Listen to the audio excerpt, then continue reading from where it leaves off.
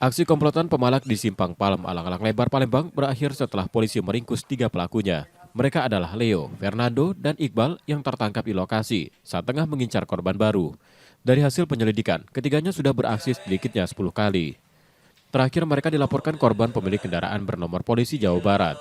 Modus yang digunakan dengan berpura-pura mengamen dan menyasar kendaraan dari luar daerah yang berhenti di lampu lalu lintas.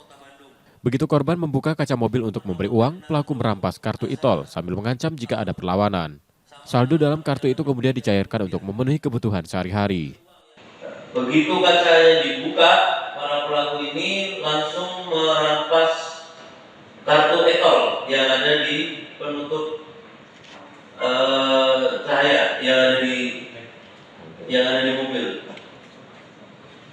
Jadi modusnya sebagai pengamen, kaca jendela dibuka, akhirnya mereka merampas kartu e-tol.